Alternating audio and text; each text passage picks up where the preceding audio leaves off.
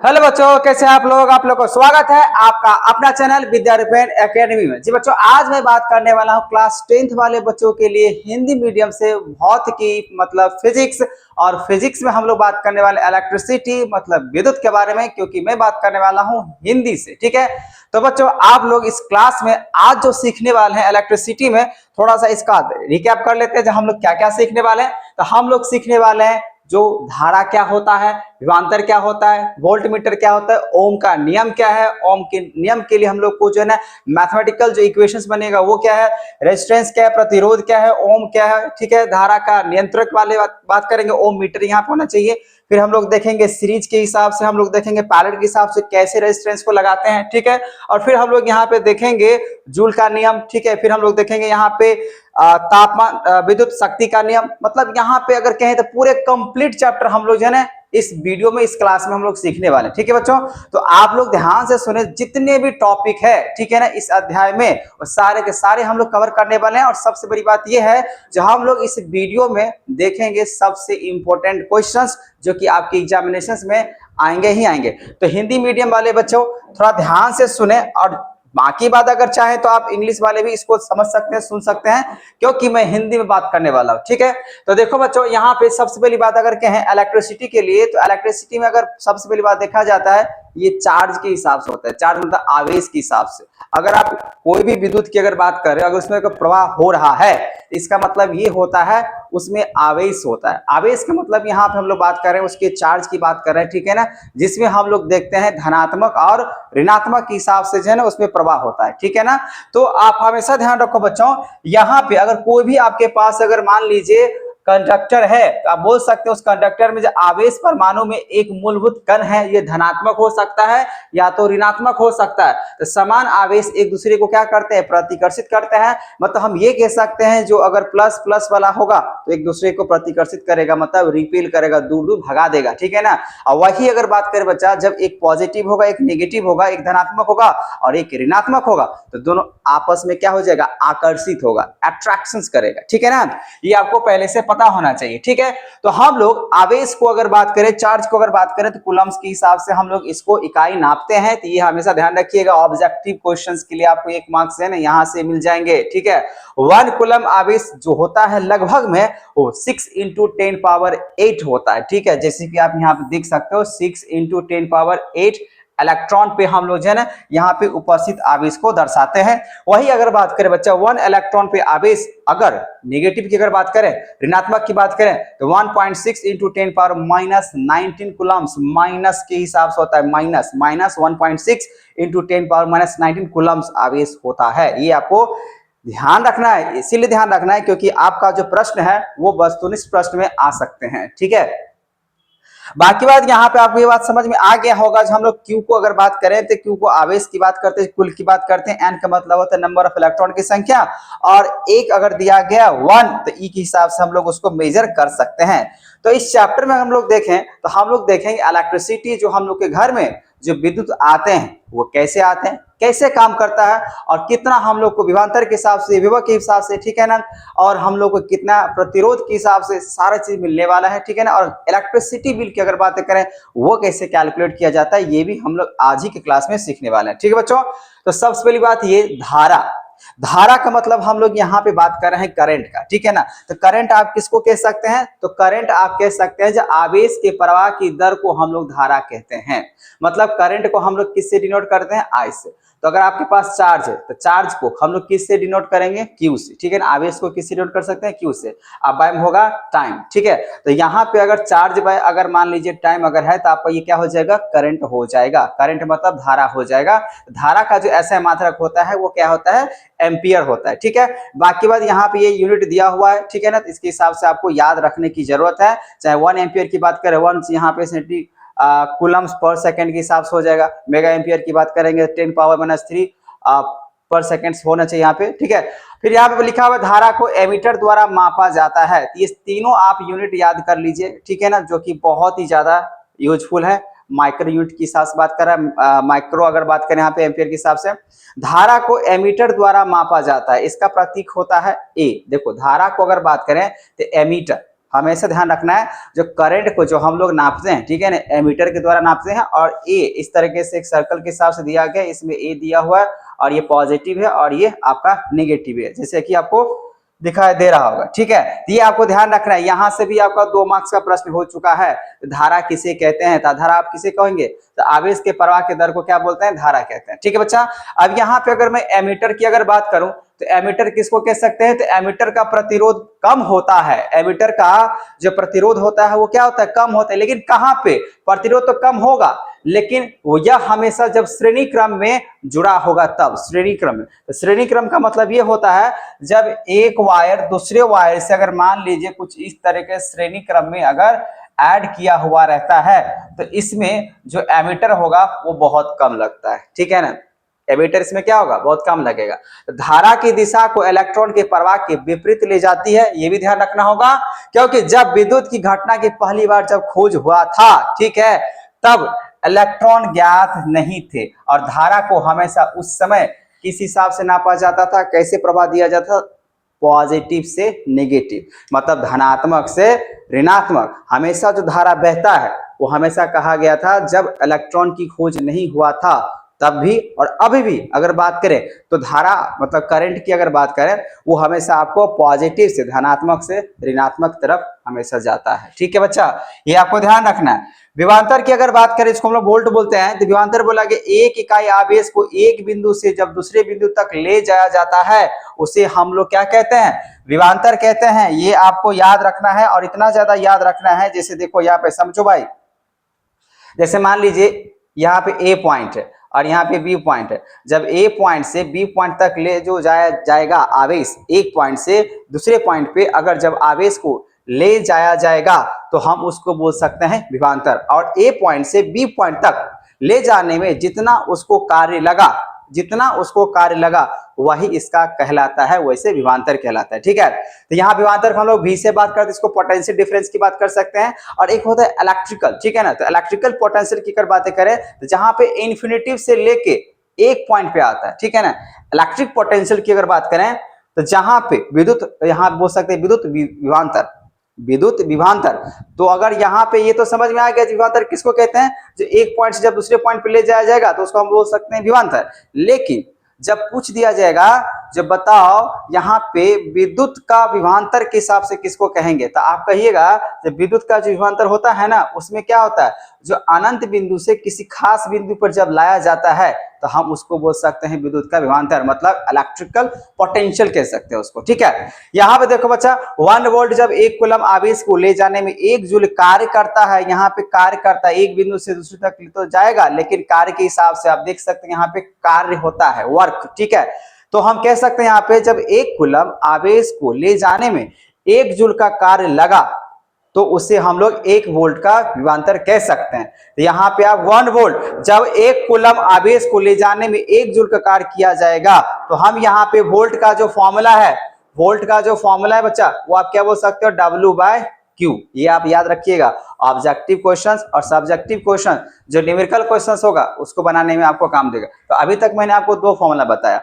एक फॉर्मूला आपको मैंने ऊपर बताया था करंट का, तो करंट के फॉर्मूला में आपने देखा था I इक्वल टू हम लोग क्या करते हैं W/T भी कर सकते हैं, वैसे तो यहाँ पे Q/T, चार्ज बाय क्या था, टाइम। तो यहाँ से हम बात कर सकते हैं। तो एक ये फॉर्मूला हो गया और एक ये फॉर्मूला हो गया, ठीक है।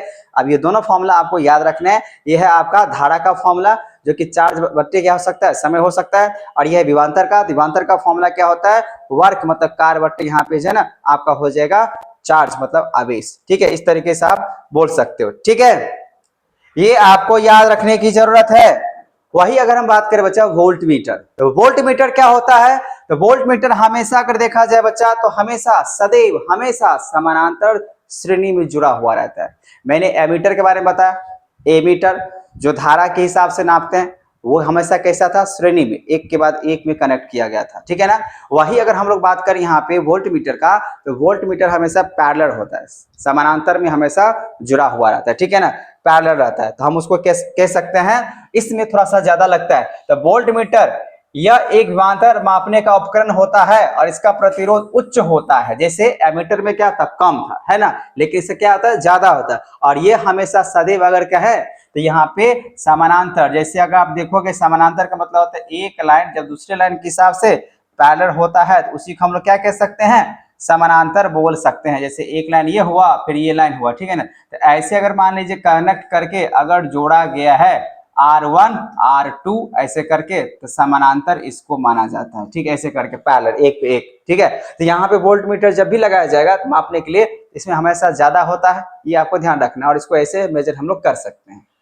सेल विभवांतर बनाए रखने के लिए सबसे सरल उपाय यह है कि धारा सदैव उच्च विभव से हमेशा क्या होता है, निम्न विभव की ओर हमेशा प्रभावित होता है, ठीक है ना, हमेशा प्रवाहित होगा, हमेशा हाई पोटेंशियल से लोअर पोटेंशियल में जाता है, ये आपको ध्यान रखने हैं। Higher potential to lower potential हमेशा जो है ना वोल्टेज करता है काम।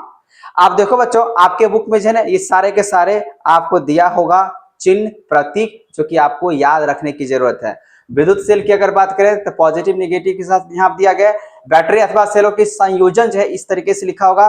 खुली मतलब यहाँ पे अगर बात करें ओपन सर्किट की बात कर लें, बंद की बात करें स्विच की तारा संधि दिया हुआ है, बिना संधि की बात करें विद्युत बल्ब ग्लो कर रहा है या नहीं कर रहा है, प्रतिरोधक है, ठीक है, एमीटर ये जो कि मैंने बात कर लिया, वोल्ट मीटर की मैंने बात कर लिया, ये सब जितने भी आपको प्रतीक दिख रहा है ये आपको याद रखने की जरूरत है। और ऐसा इसीलिए क्योंकि आपका जो प्रश्न है वो बिल्कुल जो है ना वस्तुनिष्ठ प्रश्न में ऑब्जेक्टिव क्वेश्चंस में आपको आएगा ही आएगा, इसीलिए आपको ये जो प्रतीक दिया गया इसको याद करने की जरूरत है, ठीक है। आगे चलते हैं। अब यहां से आपका क्लास सबसे ज्यादा इंपॉर्टेंट है। पहला यहाँ पे दिया गया है ओम का नियम। पहला मैं इसे बोल रहा हूं क्योंकि अभी तक आपने जो देखा इलेक्ट्रिसिटी के लिए, इलेक्ट्रिसिटी में आपने सिर्फ ये देखा जो हमेशा जो आवेश के हिसाब से कूलम्स के हिसाब से प्रवाह कर रहा है, फिर आपने देखा धारा जो करंट के हिसाब से, ठीक है ना, फिर आपने देखा विभवांतर, ठीक है ना, फिर आपने देखा वोल्ट के हिसाब से, और फिर मैंने बताया आपको जो विद्युतीय विभवांतर, ठीक है। लेकिन ये सब परिभाषा के बाद आपको जो सबसे ज्यादा जो क्वेश्चन पूछे जाने वाला टॉपिक है वो है आपका ओम के नियम, ठीक है। तो ओम का नियम क्या कहता है थोड़ा सा इसको समझ लें। तो ओम का नियम कहता है कि किसी धातु चालक के दो बिंदुओं के बीच में विभवांतर परिपथ से जब प्रवाहित धारा के समानुपातिक होता है तो बशर्ते कि तापमान स्थिर रहे। तो इसमें क्या होगा, देखो जब अगर आप धारा को बढ़ाओगे, जैसी धारा बढ़ेगा तो आपका विभवांतर भी बढ़ेगा। पहले तो इसी विभवांतर बढ़ाया जाता है, मतलब आप ये कह सकते हो जब आप वोल्टेज को बढ़ाओगे ना तो करंट भी बढ़ता है। तो आप ये कह सकते हो जो करंट जो होता है वो हमेशा डायरेक्टली प्रोपोर्शनल होता है, करंट जो होगा वो हमेशा डायरेक्टली प्रोपोर्शनल होगा किसका, वोल्टेज का, ठीक है। जैसे ही आप ज्यादा वोल्टेज अगर बढ़ाते हो, जैसी ज्यादा वोल्टेज अगर बढ़ाओगे वैसे ही क्या होगा, आपका करंट भी बढ़ेगा। और यही कहना चाह रहा है आपका ओम्स का लो, ठीक है ना। तो आपको ध्यान सुनना है, मैंने क्या बोला, ओम्स का लो उसे कह सकते हैं जब वोल्टेज को बढ़ा दिया जाएगा और करंट अपने आप बढ़ जाएगा। तो मैंने यहां बोला जो ओम्स के नियम किस बिंदु को कह सकते हैं, जब आप वोल्टेज को बढ़ाओगे तो करंट भी जब बढ़ जाएगा तो उस केस को आप क्या कह सकते हो, ओम्स का नियम कह सकते हो, ठीक है। तो ये जो बढ़ जाता है ना इसके लिए जैसे वोल्टेज होगा वो डायरेक्टली प्रोपोर्शनल हो जाता है करंट का। लेकिन अगर मान लीजिए इस प्रोपोर्शनल को, इस समानुपाती को जब हटाना होता है तो हम लोग क्या करते हैं, जब इक्वल का साइन लेंगे तो एक यहाँ पे एक रेजिस्टेंस लगा देंगे और वो हो जाएगा I इंटू आर। तो फाइनली आपका जो आंसर होगा मतलब वोल्टेज जो बराबर फॉर्मूला निकल के आएगा ओम्स लॉ के हिसाब से वो I इंटू क्या हो जाएगा आर। आर यहाँ पे एक स्थिरांक वैल्यू है, कांस्टेंट वैल्यू है जिसको यहाँ पे रखा गया है, जो कि कोई भी किसी दी गई धातु के लिए प्रतिरोध का कहा जाएगा। ये रेजिस्टेंस होता है, प्रतिरोध का मतलब क्या होता है, रेजिस्टेंस, ठीक है। ये आपको समझ में आ गया। जो भाई ओम्स का नियम उसे कहते हैं जब आप विभवांतर को बढ़ाओगे तो उस केस में आपका धारा भी बढ़ जाएगा, ठीक है ना। तो ऐसा ना हो तो इसके लिए आप लगाते हो प्रतिरोध, जिसको आर बोलते हैं, रेजिस्टेंस बोलते हैं, जो कि क्या होता है, कांस्टेंट होता है, ठीक है। अब यहाँ पे देख सकते हो जैसे जैसे आप करंट बढ़ाओगे ना वैसे वैसे आपका क्या होगा, वोल्टेज बढ़ेगा।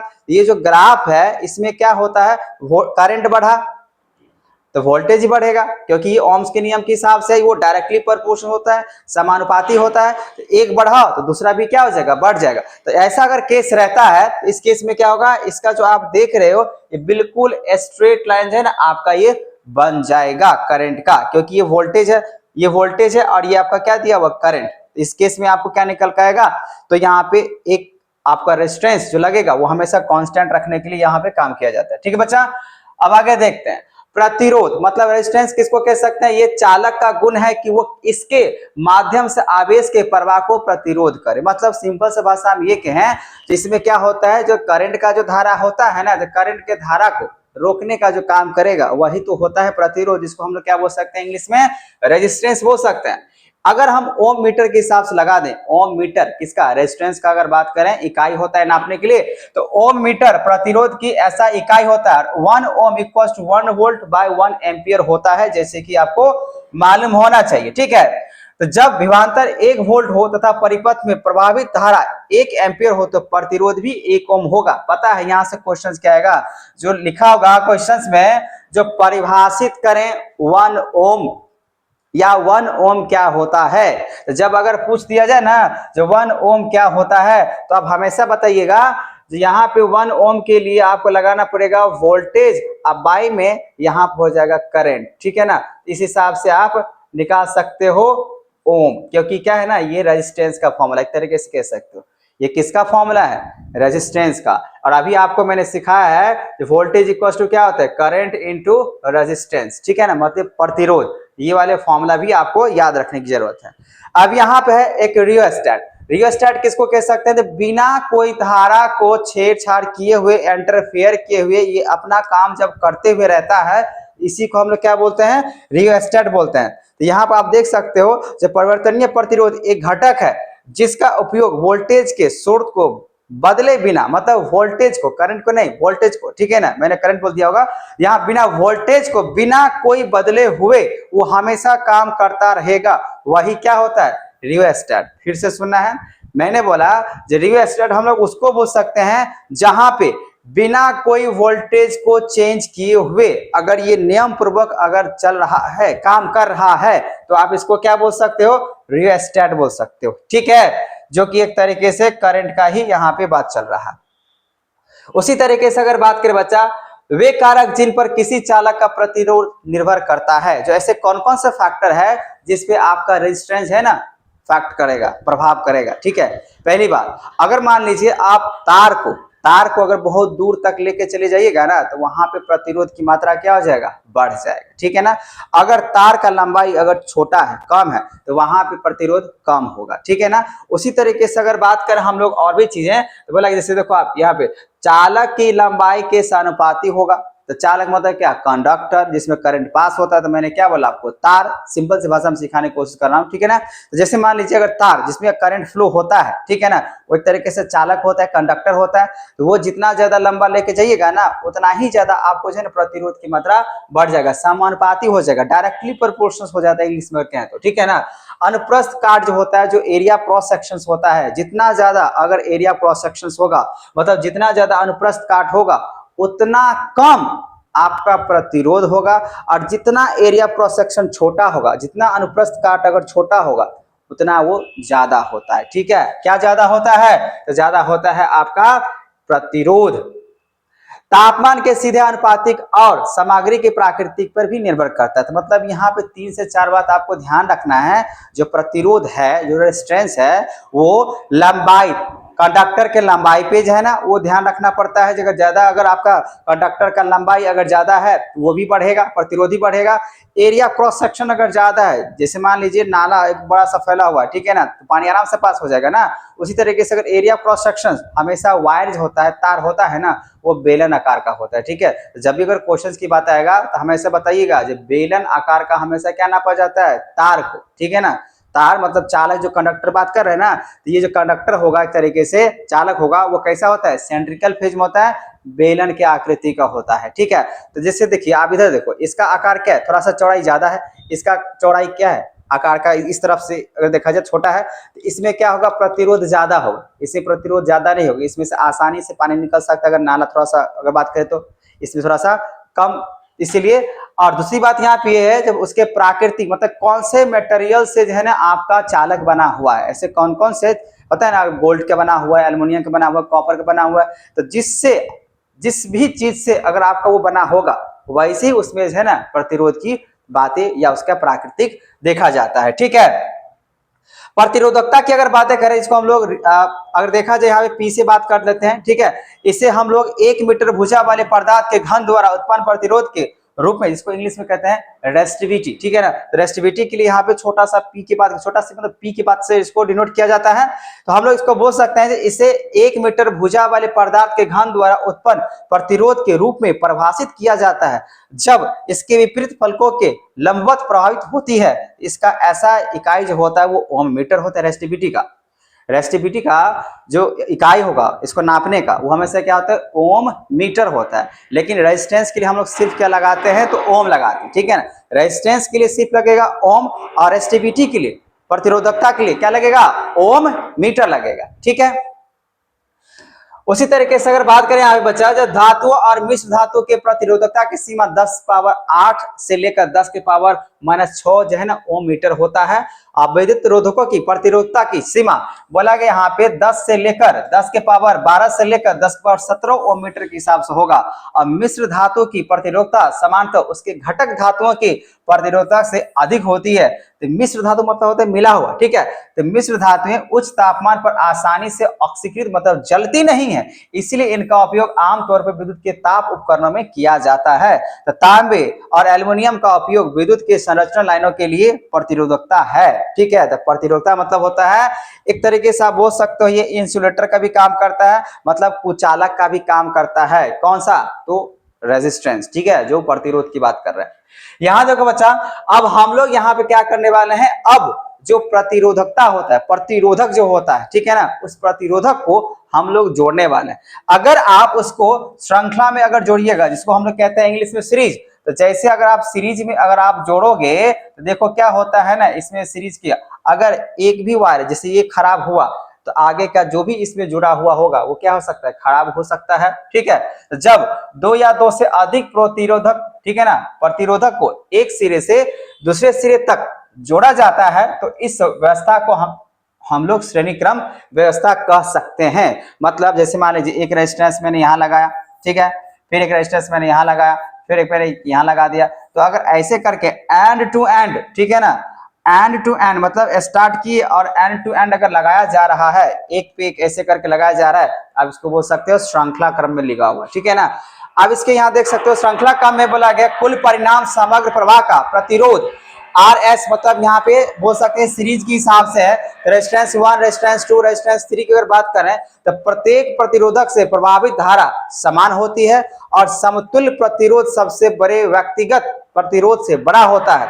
कुल वोल्टेज इक्वल टू क्या होता है, वोल्टेज का यहाँ पे ड्रॉप योग के बराबर माना जाता है, ठीक है। तो जब हम लोग श्रृंखला में अगर जोड़ते हैं तो एक के बाद एक जोड़ा जाता है रेजिस्टेंस को, मतलब प्रतिरोधक को, ठीक है। तो प्रत्येक प्रतिरोधक से प्रभावित धारा समान होते हैं, जितना भी इसमें धारा करंट पास होगा ना, हमेशा ध्यान रखना, जब हम श्रृंखला में अगर लगाते हैं तो हमेशा धारा क्या होता है, बराबर होता है। धारा का मतलब क्या होता है, करंट। तो धारा जो होगा वो हमेशा बराबर होगा जब आप श्रृंखला में अगर प्रभावित करते हैं तो।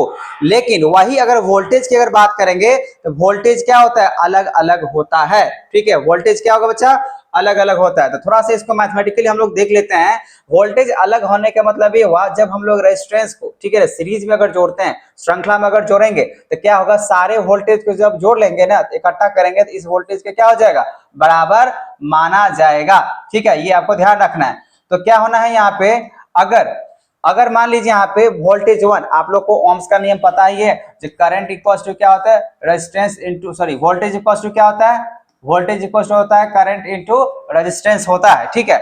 जब बोला गया है जब भाई सब में करंट सेम होता है, ठीक है, तो आप मान लो सब में करंट अगर सेम होता है तो वोल्टेज के हिसाब से इसको लेके चल रहे हैं तो V1 इक्वल्स टू, मतलब मान लीजिए यहाँ पे जो रेजिस्टेंस होगा, ये करंट तो सबका सेम होता है, करंट सबका सेम होता है श्रृंखला में जब भी अगर बात करेंगे तो हमेशा क्या होगा, जब आप सीरीज में लेके चलते हो तो हमेशा, सीरीज मतलब श्रृंखला की बातें कर रहे हैं, जब भी अगर आप लेकर चलोगे बच्चा तो हमेशा क्या होगा, श्रृंखला में लेके जब भी अगर चलोगे तो हमेशा धारा जो होगा वो क्या होगा, बराबर होगा। धारा हमेशा बराबर माना जाता है जब हम श्रृंखला में लेके चलते हैं तो। इससे तात्पर्य यह है, जब भाई V1 equal to I into R होता है तो V2 इक्वल टू, इस तरीके से हम लोग लिख सकते हैं V1 V2 V3 इस तरीके से ले लिए, और लेने के बाद जब हम लोग वोल्टेज इक्वल टू लेकर चलते हैं, मतलब मान लीजिए फर्स्ट रेजिस्टेंस हुआ R1 प्लस यहाँ पे R2 प्लस यहाँ पे R3 ऐसे करके लेके चलिए, ठीक है। अब करंट तो सेम होता है तो करंट को यहाँ पे कॉमन ले लीजिए, तो क्या बचेगा R1 R2 फिर यहाँ पे R3 इस तरीके से बच जाएगा। और V होता है कि नहीं होता है, तो यहाँ पे अगर मान लीजिए इसको लेकर डिवाइड कर लीजिएगा तो V अब में I इक्वल टू क्या बचेगा R1 प्लस में R2 और प्लस में बचेगा R3। तो हम लोग को पता होना चाहिए जो V बाई I जो होता है वो रेजिस्टेंस कहलाता है। इक्वल टू यहाँ पे हो जाएगा R1 प्लस R2 और प्लस में R3 ऐसे करके और भी हम लोग जोड़ सकते हैं, लेकिन ये किस में है, सीरीज में है, श्रृंखला में। तो यही आपका फॉर्मूला निकल का है, ये जो आपको दिख रहा है ना ये आपको फॉर्मूला निकल के आ जाता है, सूत्र है, ठीक है ना। श्रृंखला का ये सूत्र है। अगर आपको श्रृंखला में अगर मान लीजिए अगर दे दिया जाएगा रेजिस्टेंस और फिर बोल दिया जाएगा बताओ इसमें कितना करंट लग रहा है, कितना इसमें है ना वोल्टेज है, तो आपको करना कुछ नहीं है, बस R1 प्लस R2 R3 ऐसे करके जोड़ लेने, ठीक है। अब यहाँ देखो समानांतर में अगर बात करें तो समानांतर में क्या होता है, यहाँ पे वोल्टेज एक जैसा होता है लेकिन करंट अलग होता है। श्रृंखला में धारा एक था, वोल्टेज अलग था, लेकिन जब समानुपाती रखते मतलब तरीके से अगर देखा जाए जब समानांतर रखते हैं, ठीक है ना, पैरेलल अगर रखेंगे तो पैरेलल के केस में क्या होता है आपका जो करंट आपका अलग अलग होगा, धारा अलग अलग होगा, लेकिन वोल्टेज इसमें क्या होता है सेम होता है, ये आपको ध्यान रखना है, ठीक है। जब इसको अगर मैथमेटिकल अगर बनाएंगे तो इसके हिसाब से फॉर्मूला जो निकल के आएगा वो 1 अपॉन में RP मतलब पैरेलल में है, समानांतर में है, तो फॉर्मूला ये है 1 अपॉन R1। इस तरीके से हम लोग लिख सकते हैं। कैसे लिख सकते हैं भाई, समानांतर का अगर समानांतर में अगर मान लीजिए आपने जोड़े हो तो क्या फॉर्मूला बन के आएगा, देखो समानांतर का मतलब होता है एक के बाद एक ऐसे करके पैरेलल, जब ऐसे करके जब जोड़ा जाएगा ना तो आप बोल सकते हो समानांतर में जो है प्रतिरोधकता को जोड़ा गया। इसका फॉर्मूला इस तरीके से निकल के आएगा 1 upon R1 plus 1 upon R2 plus 1 upon R3 ऐसे करके चलता हुआ चला जाएगा। तो ये हुआ समानांतर के लिए फॉर्मूला। और जब आपके पास इस तरीके से अगर दिया हुआ रहेगा तो R1 plus R2 plus R3 तो आप समझिएगा श्रृंखला में दिया हुआ, सीरीज में दिया। तो ऐसे वाले फॉर्मूला को सीरीज की बात करते हैं और ऐसे वाले फॉर्मूला को समानांतर की बातें करते हैं, ठीक है ना। मतलब पैरेलल में जब हम लोग रेजिस्टेंस को लगाते हैं तब, ठीक है। तो ये दो फॉर्मूला आपको याद रखने की जरूरत है। थोड़ा सा आज क्लास डिस्टर्ब नजर आ रहा है, बहुत सारा आवाज शोर शराबा हो रहा है क्योंकि दीपावली का हर एक तरफ काम चल रहा है। समतुल्य प्रतिरोध संयोजन में सबसे छोटे व्यक्तिगत प्रतिरोध के मान से भी कम होता है। तो श्रेणी संयोजन की तुलना में समानांतर संयोजन के लाभ क्या हो सकते हैं, मतलब ये क्वेश्चन है। हम लोग अगर मान लीजिए रेजिस्टेंस को सीरीज में लगा दें या समानांतर में लगा दें तो दोनों में से फायदा क्या है। देखो फायदा ये है अगर आप सीरीज में लगाओगे ना, श्रृंखला में लगाओगे तो एक भी अगर कंडक्टर बीच में से कहीं भी अगर खराब हुआ तो आगे जितना भी टर्म है, ठीक है ना, जो भी लगा हुआ है सब खराब हो जाएगा। लेकिन समानांतर में ऐसा नहीं होता। जो आपके घर में जो वायरिंग किया हुआ रहता है ना वो हमेशा समानांतर श्रेणी में किया रहता है, ठीक है ना। उसमें आपको पता होगा कि किसी एक रूम में अगर खराब हुआ तो सारे रूम का जो है ना जो करंट का जो सप्लाई है वो खराब नहीं हो सकता, ठीक है। मतलब अगर मान लीजिए शॉर्ट सर्किट अगर हुआ एक रूम में तो जरूरी नहीं सब रूम में हो जाएगा, क्योंकि हर एक रूम का अलग अलग वायर लेके समानांतर श्रेणी से एक एमसीबी जो होता है, ठीक है ना, मिनिएचर शॉर्ट सर्किट ब्रेकर होता है वहां पे लेके जाया जाता है, ठीक है ना। उससे क्या होता है जो कोई सेपरेट रूम में अगर मान लीजिए कहीं भी अगर शॉर्ट सर्किट लगा तो सिर्फ उसी रूम का जो है ना एमसीबी क्या हो जाता है नीचे गिर जाता है कि नहीं। तो फायदा ये है सीरीज में हम तो ठीक है दूर तक लेके चले जाएंगे, लेकिन उसमें अगर खराब अगर हुआ तो पूरे के पूरे आगे भी खराब हो सकता है, लेकिन समानांतर में सबका सब खराब नहीं होता है। और भी फायदा की अगर बातें करें तो समानांतर श्रेणी में अगर बातें करें थोड़ा सा करंट की अगर बातें करें वो थोड़ा सा कम लगता है, मतलब वोल्टेज कम सप्लाई होता है, कम लगता है। वोल्टेज तो 220 ही लग रहा है, ठीक है ना, लेकिन इसमें थोड़ा सा कम लगता है। लेकिन वो सीरीज में बात करें थोड़ा सा ज्यादा, लंबा दूर तक सफर करने का मतलब ये हुआ रेजिस्टेंस ज्यादा हो जाता है। जब रेजिस्टेंस अगर ज्यादा होगा तो करंट की सप्लाई थोड़ा सा धीमा पड़ जाएगा, इसीलिए उसमें थोड़ा ज्यादा देना पड़ता है, ठीक है ना, करंट की सप्लाई वोल्टेज को।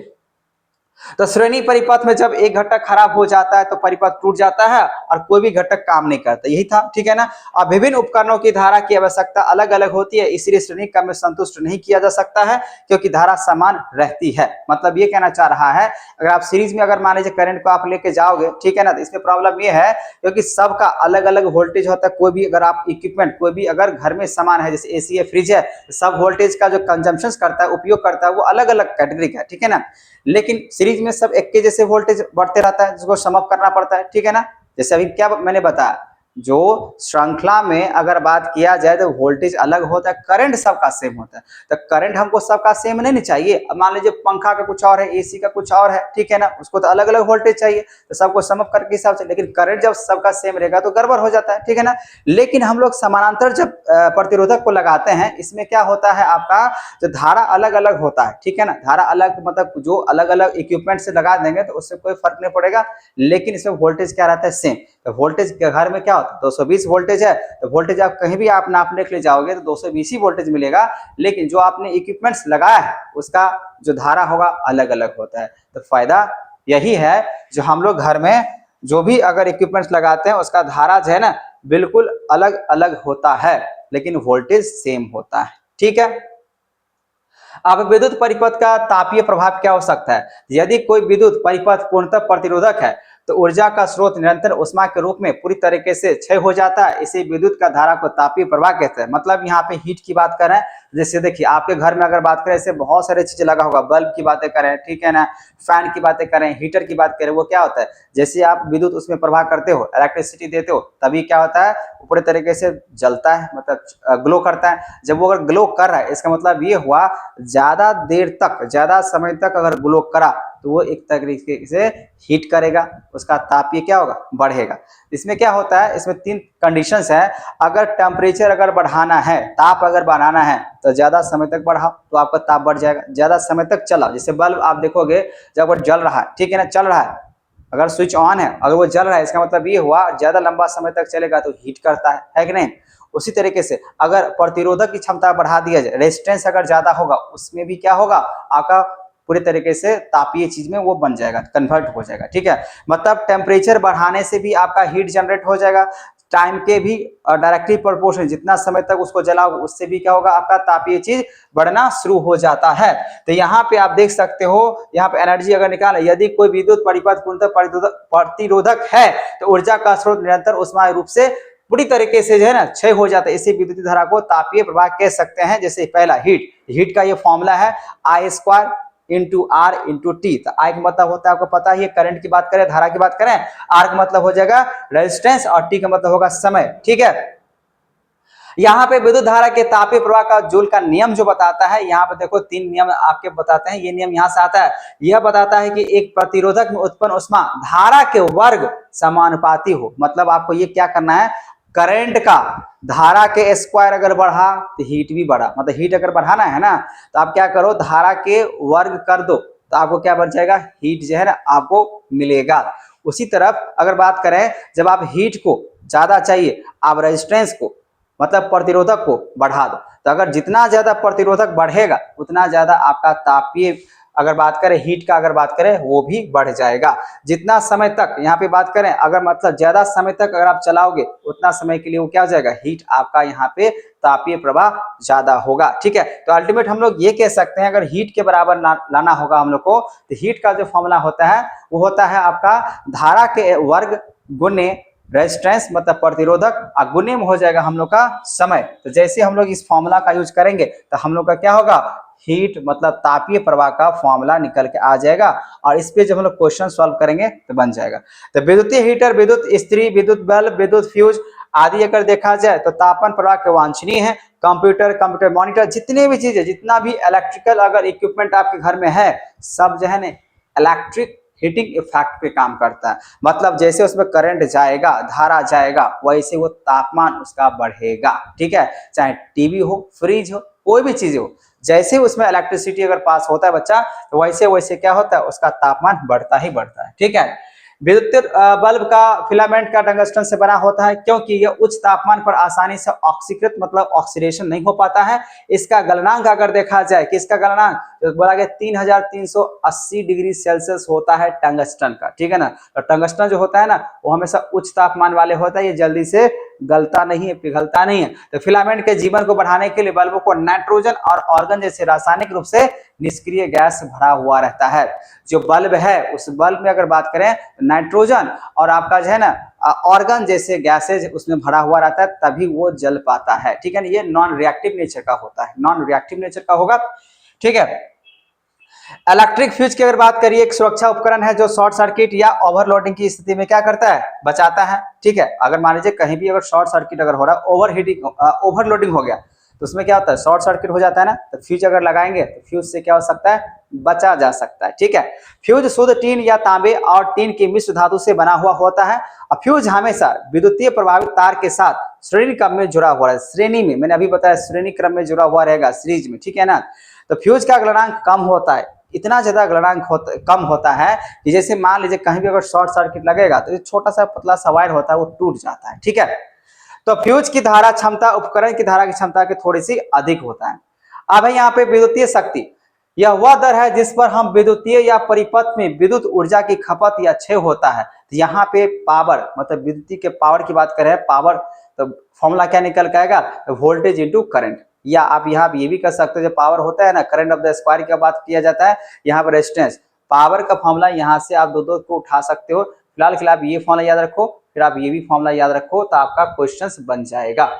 ठीक है, विद्युतीय ऊर्जा की वाणिज्यिक इकाई दिया है 1 किलोवाट, ये भी देखिएगा ऑब्जेक्टिव क्वेश्चंस में आएगा। जो 1 किलोवाट इक्वल्स अगर बात करें 1 kW के हिसाब से हम लोग नापते हैं, लेकिन जैसे ही इसको अगर जूल में लेके जाएंगे तो 3.6 × 10⁻6 जूल होता है 1 किलोवाट घंटा के हिसाब से। तो 1 किलोवाट घंटा के बराबर कितना हो जाएगा, 3.6 × 10⁻6 जूल हो जाता है। ठीक है, तो 1 किलोवाट घंटा विद्युतीय ऊर्जा की एक इकाई के माप को बोलते हैं। तो ऑब्जेक्टिव क्वेश्चंस में आपको आएगा ऑप्शन में, तो क्या क्या हो सकता है या नहीं हो सकता। ठीक है बच्चों, तो यहां तक जो था आपका वो सिर्फ फटाफट रिवीजन के हिसाब से मैंने आपको बताया। और यहाँ पे देखो, इसमें जो क्वेश्चंस आते हैं, तो सबसे पहला क्वेश्चंस की अगर बात करें तो किसी चालक का प्रतिरोध किन कारकों पर निर्भर करता है, तो आप यहाँ बता सकते हैं, मैंने अभी बताया है, उस पदार्थ की प्रकृति पर निर्भर करता है और फिर तार की लंबाई, मतलब मैंने अभी बताया ना, जितना ज्यादा तार की आप लंबाई लेके जाओगे उतना ज्यादा आपको क्या बढ़ेगा, प्रतिरोध बनेगा। ठीक है ना, तार के अनुप्रस्थ काट के क्षेत्रफल भी निर्भर करता है। तो यहाँ पे एक फॉर्मूला दिया गया R इक्वल्स टू, ठीक है, रेजिस्टेंस इक्वल्स टू, हम लोग जो है लगा सकते हैं फॉर्मूला। ठीक है, अब दूसरा प्रश्न है, समान पदार्थ के दो तारों में यदि पतला तार दूसरे मोटा तार होते, इनमें से किसमें विद्युत धारा आसानी से प्रभावित हो सकता है। ठीक है ना, जबकि उन्हें समान विद्युत स्रोत से संयोजित किया जाता है, और क्यों। मतलब यहाँ बोला गया एक पतला तार है और एक मोटा तार है, जब दोनों में धारा, करंट की धारा मान लीजिए बराबर तरीके से अगर पहुंच रहा है, तो बोला कि दोनों तार में, और एक मोटा तार है एक पतला तार है, तो बताना आपको ये है जो आसानी से किस में पास होगा। तो हम यहाँ पे कह सकते हैं विद्युत धारा मोटे तार पे से आसानी से प्रभावित होगी, क्योंकि इसका प्रतिरोध पतले तार से भी कम होता है, इसी वजह से ऐसा होगा। अब अगला प्रश्न यहाँ पे, विद्युत धारा के ऊष्मीय प्रभाव से आप क्या समझते हैं। तो यहाँ बोल सकते हैं जब किसी चालक धारा में विद्युतीय धारा प्रभावित की जाती है तो यह गर्म हो जाता है, अर्थात विद्युतीय धारा के प्रवाह से तार के पदार्थ ऊष्मा उत्पन्न हो जाती है। मतलब ये, जब हम लोग इलेक्ट्रिसिटी को, अगर इलेक्ट्रिसिटी की बात करें, अगर मान लीजिए ऊष्मा, हीट की बात करें, हीट कब जनरेट होगा, तो हीट तभी जनरेट हो सकता है जब वो लंबा समय तक चलेगा। ठीक है ना, जब उसमें जो है आपका प्रतिरोध की क्षमता, मतलब प्रतिरोध ज्यादा हो जाएगा, तभी क्या होगा, उसमें एक ऊष्मा, एक हीट जनरेट हो जाता है। मान लीजिए आप ये ज्यादा देर तक अगर बल्ब अगर ग्लो कर रहा है तो इसमें क्या हो जाएगा, एक हीट जनरेट हो जाएगा। ठीक है, विद्युतीय बल्ब में कौन सी गैस भरी जाती है, मैंने अभी बताया। जो विद्युतीय बल्ब में अगर बातें करें तो आप कह सकते हो ऑर्गन बोल सकते हो, नाइट्रोजन की गैसें हो सकते हो। ठीक है ना, तो आप देख सकते हो उच्च सामर्थ्य बल्ब में कोई निष्क्रिय गैस जैसे नाइट्रोजन अथवा ऑर्गन गैस भरी जाती है। इससे बल्ब के तंतु, जो फिलामेंट की बातें करें, वो वाष्पीकरण नहीं होता है और बल्ब की जो दक्षता होता है, लाइफ होता है, वो लंबा समय तक के लिए क्या होता है, बढ़ जाता है। ठीक है, अगला प्रश्न है, जैसे एक घर में अगर मान लीजिए 220 वोल्ट से लेकर अगर 100 वाट के 5 बल्ब प्रतिदिन 8 घंटे जलते हैं, तो 2 रुपए प्रति यूनिट की दर से एक माह, मतलब 30 दिन का खर्च क्या आएगा। जैसे कि मैंने आपको स्टार्टिंग में बताया था वीडियो के, जो भाई क्वेश्चंस मैंने दूंगा यहाँ पे। ठीक है, इस क्वेश्चंस में देख लो, यहाँ पे इलेक्ट्रिसिटी का क्वेश्चंस दिए हैं, यहाँ पे कैसे बनेगा। तो आपको क्या करना होगा, 5 बल्ब है और यहाँ पे 220 वोल्टेज है और 100 वाट का बल्ब है, आपको मल्टीप्लाई करना है। संख्या इसमें कितना है, 5 को बल्ब का, वाट कितना है, 100 है। ठीक है ना, कितने घंटे के लिए बात बोला गया है, बोला गया 8 घंटे। तो 8 घंटा कितना दिन के लिए है, तो 30 दिन के लिए। और 1000 से जैसे डिवाइड कर, 1000 से क्यों डिवाइड करें, किलो वाट के हिसाब से होता है, तो मल्टीप्लाई करके 120 यूनिट आता है। और आपका बोला गया 2 रुपए के हिसाब से हिसाब लगाओ, तो 120 को 2 से गुना कर देंगे तो 240 रुपया आपको देना पड़ेगा एक महीने का आपका बिल, क्योंकि 220 वोल्टेज की बात कर रहा था। ठीक है ना, तो 220 वोल्टेज वाला तो आपको पता ही है, हर एक घर में 220 वोल्टेज ही भरता है, भेजा जाता है कि नहीं। इंडिया में 220 ही वोल्टेज काम करता है, ठीक है ना, उससे कम ऊपर नीचे होते रहता है। यहाँ पे हमको वोल्टेज की बात नहीं करना, हमको यहाँ पे ये फॉर्मूला लगाना है, वे ऊर्जा जितना भी संख्या है यूनिट, आपने बल्ब लगाया, पंखा लगाया, कितना बल्ब है, ठीक है ना, उसके हिसाब से कितना वाट का यूज है, कितने दिन तक यूज करे, कितने घंटा तक यूज करे, उसको 1000 से डिवाइड कर दोगे तो आपका आंसर आ जाएगा, ठीक है।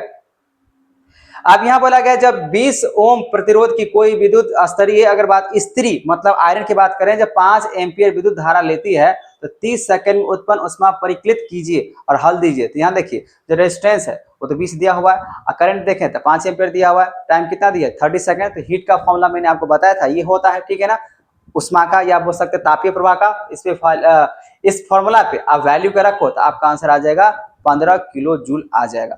फिर मैंने यहाँ पे आपका यहाँ ओम का नियम के बारे में बताया। तो ओम का नियम क्या होता है, तो किसी चालक में प्रभावित होने वाली विद्युतीय धारा उसके सिरे के बीच के विभवांतर के सीधे अनुपातिक होती है, बशर्ते कि चालक का तापमान स्थिर है। मतलब ये अगर आप वोल्टेज बढ़ाओगे, विभवांतर अगर बढ़ाओगे तो करंट भी बढ़ेगा, लेकिन इसको हम लोग क्या करते हैं, रेजिस्टेंस के हिसाब से स्थिरांक मान के चलते हैं, ठीक है। आगे देखो बच्चों, अगर 250 वोल्ट 5 एम्पियर 250 वोल्ट का और 5 एम्पियर का फ्यूज वाले परिपथ में 25 वाट के कितने बल्ब जल सकते हैं। ये देखो क्वेश्चन बहुत बार रिपीट किया गया, ठीक है, ये रिपीटेड क्वेश्चन है, इसको अच्छे तरीके से समझ लेना होगा। तो मान लीजिए नंबर ऑफ जो बल्ब है वो आपको नहीं पता है, एक्स मान लो, वोल्टेज दिया हुआ है, करंट दिया हुआ है, ठीक है ना, पावर का फॉर्मूला आपको पता ही है, तो पावर का फॉर्मूला होता है वोल्टेज इंटू करंट। तो यहाँ पे लेके हम लोग मल्टीप्लाई कर लेंगे तो आपका आंसर आ जाएगा, सीधा मल्टीप्लाई करके डिवाइड कर लो, आंसर आ जाएगा, ठीक है। अब एक हीटर पर 1 किलोवाट 220 वोल्टेज का अंकित रेटिंग दिया गया, इसका क्या अर्थ है, इसका अर्थ ये है 220 वोल्टेज तो मिलेगा ही मिलेगा उसको चलाने के लिए, मतलब ये 1 घंटे में 1 किलोवाट ऊर्जा व्यय होगी। 1 किलोवाट का मतलब ये हुआ 1 घंटा में 1 किलोवाट का ऊर्जा खत्म होगा, क्योंकि वैसे भी यूजुअली घर में देखा जाए 220 वोल्टेज का ही है ना आपका करंट सप्लाई होता है। तो यहाँ पे 1 किलोवाट का मतलब ये हुआ तो 1 घंटे में 1 किलोवाट जो है ना आपका ऊर्जा एनर्जी खत्म होगा, ठीक है। तो आई होप आपको ये वीडियो, थोड़ा सा आज का साउंड थोड़ा सा खराब हो सकता है क्योंकि दीपावली की वजह से बहुत जगह पे कामें चल रहे हैं, तो शोर शराबा हो सकता है इसमें। तो प्लीज अगर जहां तक आपको समझ में आया है तो आप हमें कमेंट करें, अगर नहीं समझ में फिर भी आप कमेंट करें, ठीक है। Thank you.